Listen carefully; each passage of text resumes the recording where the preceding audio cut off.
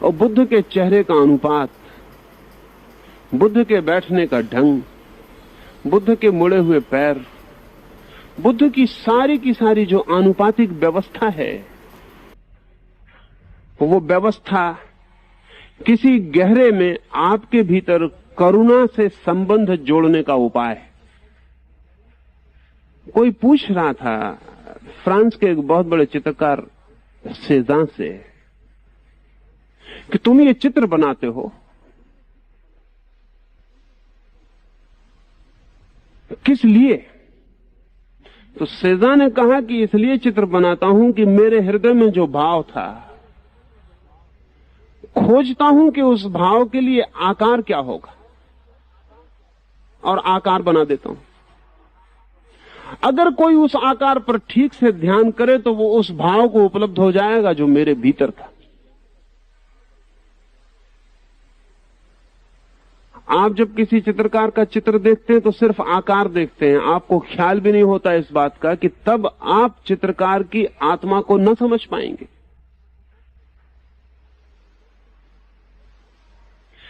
एक कागज पर कोई आड़ी तड़ी लकीरें खींच दे तो सिर्फ आड़ी तड़ी लकीरें नहीं होती, अगर आप उन पर ध्यान करें तो आपके भीतर भी चित्त उतना ही आड़ा टेढ़ा हो जाएगा।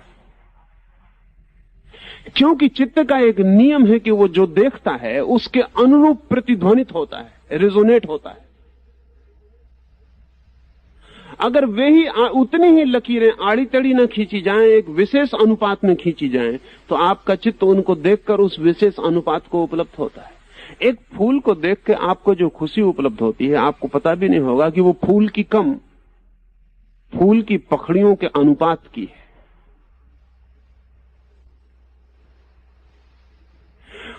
फूल के होने का जो ढंग है वो आपके भीतर, आपके हृदय को भी फूल के होने का ढंग देता है। अगर एक सुंदर व्यक्ति के चेहरे को देखकर आपको आकर्षण पैदा होता है तो आपको कुल कारण इतना नहीं है कि उस व्यक्ति का चेहरा किसी हिसाब से सुंदर है। गहरे में असली कारण यह है कि उस व्यक्ति का सुंदर चेहरा आपके भीतर सौंदर्य का रिजोनेंस पैदा करता है। आपके भीतर भी कोई चीज उस सुंदर के साथ सुंदर हो उठती है और कुरूप के साथ कुरूप हो जाती है। कुरूप व्यक्ति के पास बैठ के आपको जो परेशानी होती है वो क्या परेशानी है? सुंदर व्यक्ति के पास बैठ के आपको जो सुखद प्रतीत होती है वो कौन सी प्रतीति है? असल में सुंदर अनुपात आपके भीतर भी सौंदर्य की धारा को बहाता है और आपको सुंदर बना जाता है। कुरूप का अर्थ ही केवल इतना है, गैर आनुपातिक, नॉन प्रोपोर्शनेट, आड़ा तिरछा, जिससे भीतर कोई ध्वनि पैदा नहीं होती, संगीत पैदा नहीं होता, विशृंखलता पैदा होती, अराजकता पैदा होती, भीतर सब कंपित हो जाता है। जर्मनी का एक चित्रकार, नृत्यकार पीछे आत्महत्या करके मरा। निजिंस्की उसका नाम था। और जब उसने आत्महत्या की और उसके घर की जांच पड़ताल हुई तो जो लोग भी उसके घर में गए वो 10-15 मिनट के बाहर आ जाएं। और उन्होंने कहा कि उसके घर में जाना ठीक नहीं है, वहां कोई भी आदमी इतने दिन रुक जाए तो आत्महत्या कर लेगा। बड़ी अजीब सी बात थी, उस घर के भीतर क्या होगा। निजिंस्की ने एक एक दीवार को इस तरह से चित्रित किया था, सिर्फ 2 ही रंगों का उपयोग करता था वो अपने आखिरी 2 साल में, लाल, सुर्ख और काला, बस 2 ही रंग का उपयोग करता था। एक एक दीवार, फर्श, छत सब पुती हुई थी,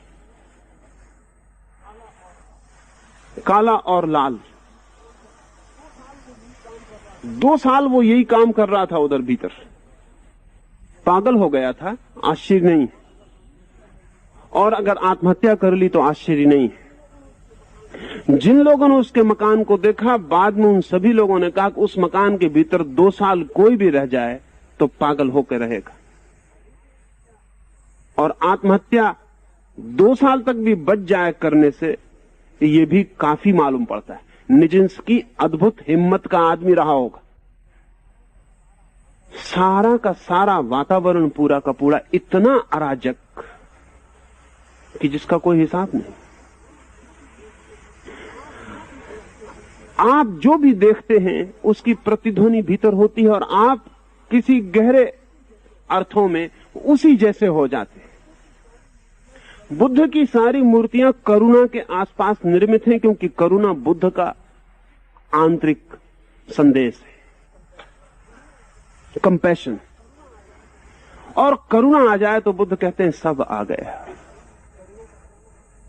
करुणा का क्या अर्थ? प्रेम नहीं है करुणा का अर्थ। प्रेम तो हम सबको आता है और चला जाता है।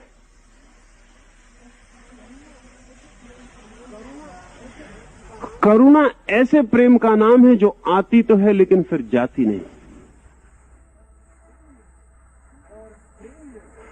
और प्रेम में तो दूसरे से कुछ ना कुछ पाने की गहरे में कुछ ना कुछ सूक्ष्म आकांक्षा होती है।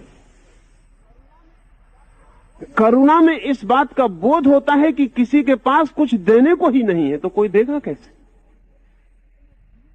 प्रत्येक इतना दीन है कि देने को तो किसी के पास कुछ भी नहीं है, इसीलिए करुणा है। करुणा में कोई मांग नहीं है, क्योंकि किससे मांगे, किसी के पास कुछ भी नहीं है। दान का कोई ख्याल नहीं है, लेकिन इतनी महाकरुणा में अपने आप हृदय के द्वार खुल जाते हैं और कुछ बटना शुरू हो जाता। बुद्ध ने अपने भिक्षुओं को कहा था कि तुम ध्यान करो, पूजा करो, प्रार्थना करो, लेकिन स्मरण रखना, पूजा और प्रार्थना और ध्यान के बाद तुम्हें जो शांति मिले तत्क्षण उसे बांट देना, एक क्षण भी अपने पास मत रखना। तुम्हें मैं अधार्मिक कहूंगा अगर तुमने एक क्षण भी अपने पास रखा। जब तुम्हें आनंद का अनुभव हो, ध्यान के बाद तत्क्षण प्रार्थना करना कि हे प्रभु, उन सबको मिल जाए जिन्हें आवश्यकता है। खोल देना अपना द्वार हृदय का और बह जाने देना, जहां जहां गड्ढे हैं वहां वहां। एक क्षण भी रोकना मत, नहीं तो मैं तुम्हें अधार्मिक कहूंगा।